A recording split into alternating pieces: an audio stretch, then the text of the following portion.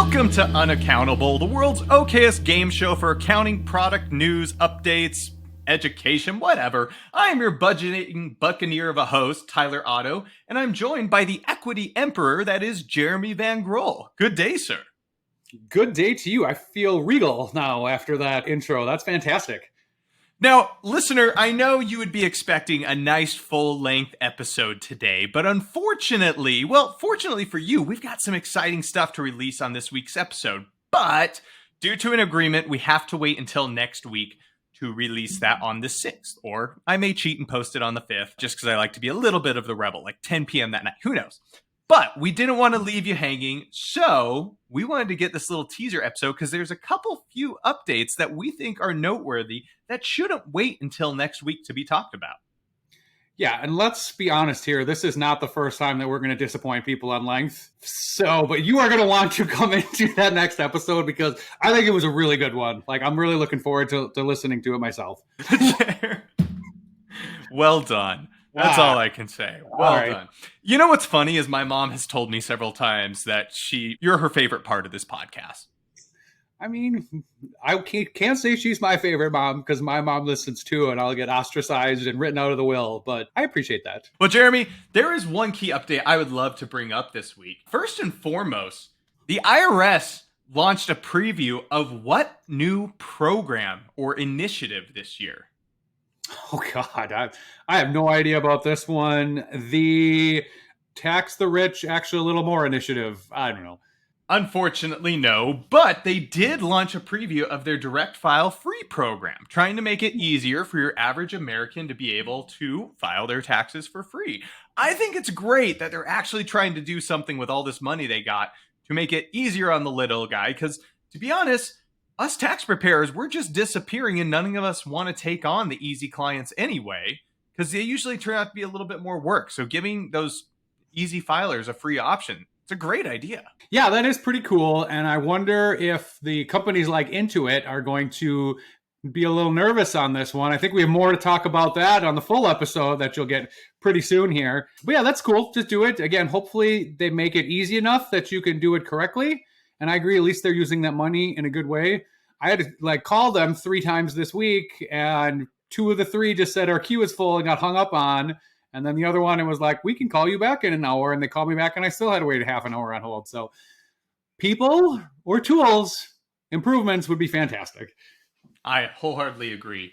One other update before I turn it back over to you.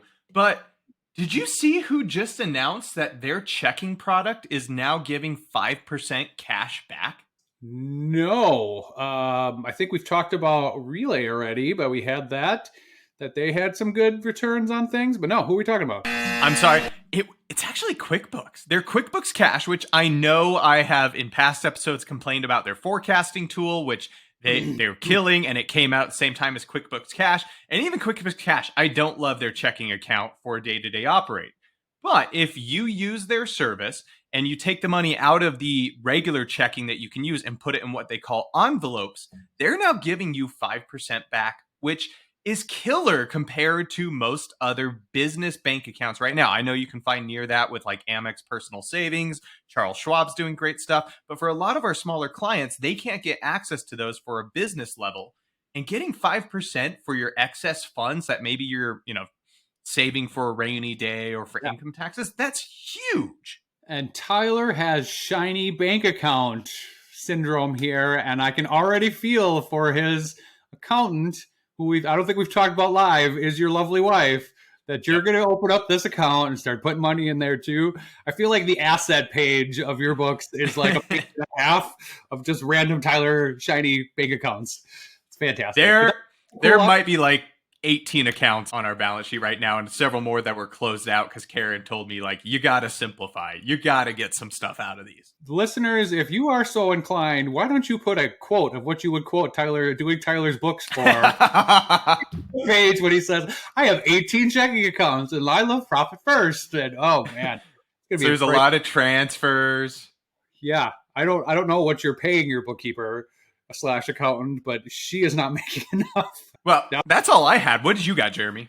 Yeah, I thought I saw this. Did you see that there is proposed legislature that is going to cut off the ERC filing deadline. Right now, that should be April. They are proposing to move it up to January, right at the end of this month here. So, like, before this episode airs is where they're proposing to cut this off, right? Like, listener, by the time you're listening to this, they're proposing it's closed yesterday. This could be old news by the time we drop this, Jeremy. Yeah, it could be too late. But of course, like, I just had a couple of these people dragging their feet with this and just got back to me this week and said, oh, yeah, here's the information and here's our PPP loan date so you can actually calculate this correctly.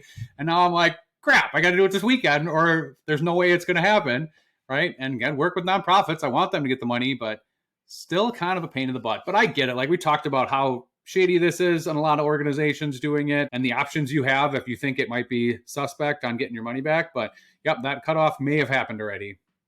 And so, Jeremy, for those of us that aren't as up to date on this, aka Tyler Otto, it's proposed legislation. Have they given a timeline as to when they expect it? No, it was just proposed on the 16th of January. Today's the 26th.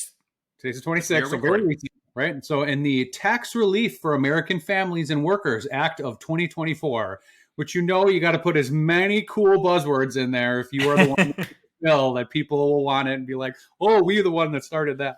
But also, like, yeah, so like other things in this bill are like changes to the tax credit, extension of 100% bonus depreciation, a lot of other things too, which will probably go into law for 2023 filing, I would assume. I don't know. It wasn't super clear on that, but the whole fact that they make these legislations when the tax portal is open and you could have already made a filing and now we're going to change the laws, right? Or say like, hey, this thing that is not the easiest thing to do, that we're going to cut that off now 3 months earlier in 2 weeks, right? So yeah, I mean, that's a little rough, but I mean, it is, as we said, it is not Tax Preparer Appreciation Month like the IRS said a couple weeks ago.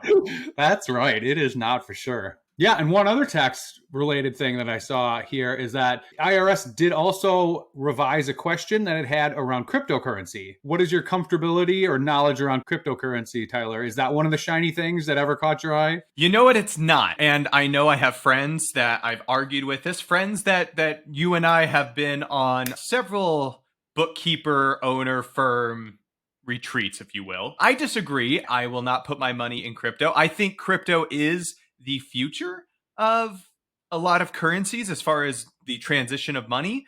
But right now it's treated as a speculative investment, and I am not putting my money somewhere that it only holds value because other people think it holds value. I'd rather go after beanie babies right now. That's right. Or maybe gold bars that will hold value, right? Yeah. So I haven't either. I don't honestly trust it. And I know there's a bunch of people that have made a ton of money on it and a bunch of people who have lost probably even more on it, right? But yeah, first time I think for this tax season that it's not just going to be on the 1040. They're also adding it on the tax forms for estates, trusts, partnerships, and C&S Corps if they have any of the assets of the organization or if they're dealing with any cryptocurrency things. So something to think about if we're doing tax filings for businesses out there. We're just getting closer and closer to it being a legitimate requirement of ours to have to do a full tax return on their entire crypto ledger. Like, that is coming someday. You just know it's there. And the hard part is with the release of this, not the SWIFT network, sorry, that's in Europe, FedNow, and how many banks are jumping on that, and now how cheap it is to move money instantly between banks on FedNow, it makes me wonder, like, Bitcoin. How is this really going to be a legitimate method of money transfer? Because right now the costs of transfers are so high. It's like you could do $100 transfer, but it's going to cost you $50 to do the transfer. Whereas FedNow, you can do it for pennies. Like, I don't see how this is really going to take off. And so is it worth going after? Or, I mean, is Bitcoin just going to be relegated to nefarious transactions only, which is a lot of the traffic that people are aware of right now on those payment platforms? Yeah, it's a great question. And the thing that gets me the most is like, it's all based on faith in that works. And I know you could make an argument the US dollar or everybody else's, all that stuff is based on faith too. It is. Yeah. But the fact of how many scams were out there where they just said like, hey, we have this new coin that's out there and it's going to be fantastic. And everybody jumps on it and a whole bunch of money. And then the owner just like purges assets and runs away with it and it goes to nothing. God, that's got to be tough. And I want no part of trying to account for any of that stuff. Our collective friend who is ridiculously smart and got into this early, like, I would always go like, this is all you. I know somebody. Yep. Go talk to them because they will take good care of you. And any listeners, we're happy to connect you with them, and maybe they'll hate us if they get a bunch of inquiries. But yeah, I'm not touching with 10-foot pole, man. And the thing that's going to just ruin tax filers is if the IRS does come out in a couple of years and say, all right, now we need, if you checked yes to cryptocurrency, now we have 3 years of you saying yes on the form. Now we expect you to fill out a return showing your activity and any purchases or expense. And they're going to come to their tax preparer and say, oh yeah, I've got a simple return. And no, now we're going to have to do more work. They're going to see that cost increase. Like, I could see this snowballing into a bad situation where we're going to have tough conversations with our clients in the next couple of years. Yeah, it'll be one of those check boxes on the TurboTax form. Do you have crypto? And like, here's what you're going to get charged. Dink. Like, it's going to jump up here. I don't think it's a dink. I think it's a dunk. Like, it's a big. Yeah. Oh, man. That's going to stink. Yeah. That's what we Well, got. Jeremy, that is our short update for the week. Listeners, come Tuesday or maybe even late Monday, we have a new episode coming out. Be sure to check it and then come back for our Valentine's episode because I'm really excited for our guests. Cool stuff going on.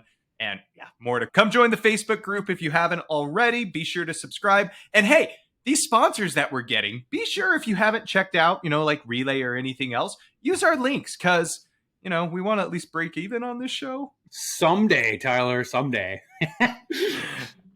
Jeremy, until next time, sir.